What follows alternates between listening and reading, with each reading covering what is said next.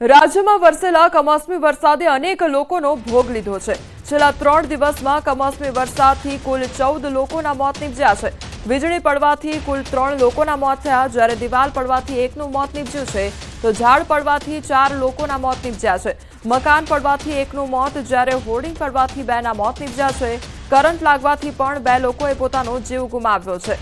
તો હોર્ડિંગ પડવાને કારણે 2 લોકોએ પોતાનો જીવ ગુમાવ્યો છે, તો બીજી તરફ કરંટ લાગવાથી પણ 2 લોકોએ પોતાનો જીવ ગુમાવ્યો છે। કમોસમી વરસાદ ખાબક્યો અને જેમાં લોકોનો જીવ પણ ગયો છે। છેલ્લા 3 દિવસમાં વરસાદથી કુલ 14 લોકોના જીવ ગયા છે, તો વીજળી પડવાથી કુલ 3 લોકોના મોત થયા છે। તો અતિશય વરસાદ વરસ્યો અને ધોધમાર વરસાદ વરસવાને કારણે લોકોએ પોતાનો જીવ પણ ગુમાવ્યો છે। સંવાદદાતા ગીતા અમારી સાથે જોડાઈ ગયા છે। ગીતા, કમોસમી વરસાદ એક તરફ વરસ્યો અને તેના કારણે લોકોએ પોતાનો જીવ પણ ગુમાવ્યો છે। કઈ એવી ઘટનાઓ સામે આવી છે અત્યાર સુધી? જી, રાજ્યમાં કમોસમી વરસાદથી અત્યાર સુધીમાં અંદાજિત 14 લોકોના મૃત્યુ નોંધાયા છે।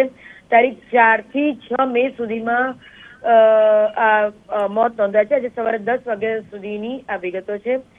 રાજ્યના કુલ 6 જિલ્લામાં માનવ મૃત્યુ નોંધાયા છે, જેમાં વીજળી પડવાથી કુલ 3 મોત, દિવાલ પડવાથી 1 મોત, ઝાડ પડવાથી 4ના મોત થયા છે, મકાન પડવાથી 1 મોત થયું છે, હોર્ડિંગ પડવાથી 2ના મોત થયા છે, કરંટ લાગવાથી 2ના મોત થયા છે અને પતરાની છત પડવાથી 1 મોત નોંધાયું છે। કરુણ ઘટનાઓ ઘટી છે આ કમોસમી વરસાદને પગલે। રાજ્યભરમાં કુલ 14 મૃત્યુ નોંધાયા છે। જી ગીતા, સમગ્ર માહિતી બદલ આપનો આભાર।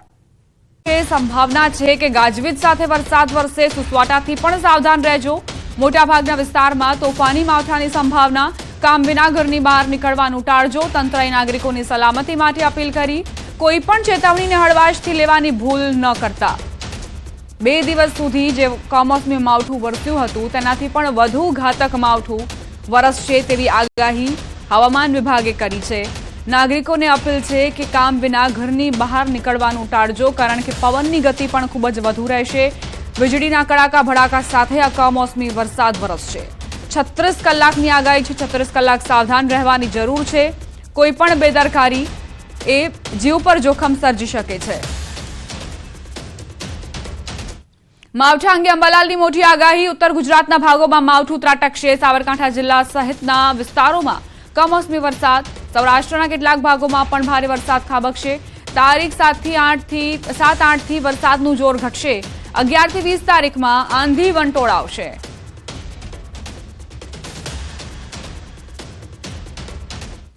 હજુ ઉત્તર ગુજરાતના ભાગો, સાબરકાંઠા અને પૂર્વ ગુજરાતના ભાગોમાં હજુ પણ વરસાદ રહેશે। ઉત્તર સૌરાષ્ટ્રના ભાગોમાં હજુ ભારે વરસાદ રહેવાની શક્યતા રહેશે। સૌરાષ્ટ્રના કેટલાક ભાગોમાં પણ હજુ ભારે વરસાદ થવાની શક્યતા રહેશે। તારીખ 7-8 થી વરસાદનું જોર ઘણા ભાગોમાં ઘટશે અને તારીખ 10 સુધીમાં પણ લગભગ છૂટો છવાયો વરસાદ મધ્ય ગુજરાતના ભાગોમાં, ઉત્તર ગુજરાતના ભાગોમાં અને અન્ય ગુજરાતના ભાગોમાં રહેવાની શક્યતા રહેશે। 11 થી 20માં લગભગ ભારે આંધી વંટોળનું પ્રમાણ વધશે અને આરબ કંપનીની લગભગ કાળી આંધીઓ ચડી આવશે અને વિન્ડ કટ જબરદસ્ત રહેશે અને ત્યારબાદ તારીખ 25 થી 4 જૂનમાંથી અરબસાગરમાં એક હળવા પ્રકારનું સાયક્લોન બનવાની શક્યતા રહેશે। સમાચાર સુરતથી પ્રાપ્ત થઈ રહ્યા છે। સુરતમાં મિની વાવાઝોડાની અસર જોવા મળી। સોસાયટીમાંથી સોલાર પેનલ ઉડી, વાહનોને ભારે નુકસાન પહોંચ્યું। મિની વાવાઝોડાના કારણે અભિનવ સોસાયટીમાં સોલાર પેનલો ઉડી। હની પાર્ક રોડ અભિનવ સોસાયટીમાંથી સોલાર પેનલો ઉડીને મુક્તાનંદ સોસાયટીમાં નીચે રહેલી ગાડી ઉપર પડી, વાહનોને નુકસાન પહોંચ્યું। પાણીની ટાંકીમાં લોખંડનો રોડ ઘૂસી ગયો। સદનસીબે કોઈ જાનહાનિ નથી સર્જાઈ। સુરતમાં પવનની ગતિ ખૂબ જ તીવ્ર નોંધાઈ। લોકોને મિની વાવાઝોડાની અસર જાણે અનુભવી હોય તે પ્રકારની સ્થિતિ। અભિનવ સોસાયટીમાં સોલાર પેનલ જે ફિટ કરાયેલી હતી તે ઉડીને અને અન્ય સોસાયટી ઉપર પડી। મુક્તાનંદ સોસાયટીમાં નીચે જે ગાડી પાર્ક કરેલી હતી તેની ઉપર સોલારની પેનલો ઉડીને પડતા ગાડીને પણ નુકસાન પહોંચ્યું છે। પાણીની ટાંકીમાં લોખંડનો રોડ ઘૂસી ગયો હતો તે પ્રકારની જાણકારી પણ મળી છે। સીસીટીવી ફૂટેજ સામે આવ્યા છે, જેમાં જોઈ શકાય છે કે કઈ રીતે સોલાર પેનલો ઉડીને નીચે પડે છે।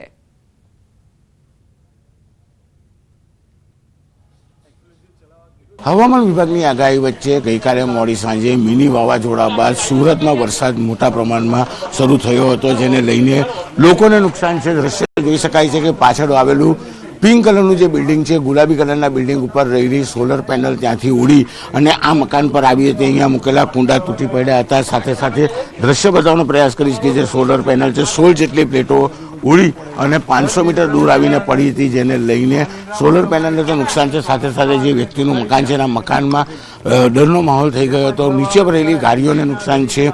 દ્રશ્ય જોઈ શકાય છે કે 500 મીટર દૂરથી પવનને લઈને ઉડીને આવેલી સોલર પેનલો છે. આપણે મકાનના માલિક છે, આપણે સીધા એમની સાથે વાત કરીશું. મોટા, શું નામ આપનું? અનિલ કુમાર પરશુરામ પટેલ. અનિલભાઈ, સોલર પેનલો ક્યાંથી આવી, જ્યારે આવી ત્યારે કેવો પવન હતો, કેટલો ભયનો માહોલ? એ પવન તો ઘણો બધો હતો, કોઈ માપી નહીં શકાય, પણ એ પેનલ 500 મીટર દૂરથી જીવન જ્યોત સાઇટથી આવ્યું છે અને કમસે કમ 16 પેનલો સ્ટ્રક્ચર હઠે ટકરાઈને દિવાલો બધી ધરાશાય છે અને આ બધું ઘણું બધું નુકસાન તો કરી ગયું છે. મારી 4 વ્હીલ પણ નકશા કરી દીધી છે કે આજે શું થયું હોય. આ તરફ બરવાડા તાલુકામાં વીજળી પડ્યાની ઘટના સામે આવી. બરવાડા તાલુકાના વહિયા ગામે વીજળી પડી. માતાજીના મંદિરના ઘુમ્મટ પર વીજળી પડી. વીજળી પડતા ઘુમ્મટને નુકસાન પહોંચ્યું. વીજળી પડ્યા બાદનો વિડીયો સામે આવ્યો, જેમાં મંદિરના ઘુમ્મટમાં વીજળી પડ્યા બાદ ધુમાડા નીકળી રહ્યા હોવાનું દેખાઈ રહ્યું છે.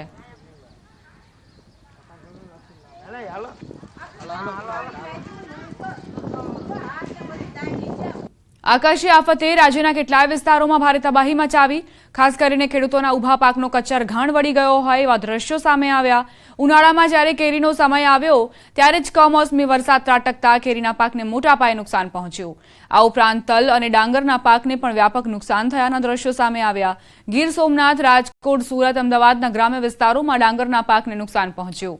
આ તરફ નર્મદા, અરવલ્લી, પાટણ, બરવાડા, નવસારીમાં પણ નુકસાનના દ્રશ્યો સર્જાયા હતા.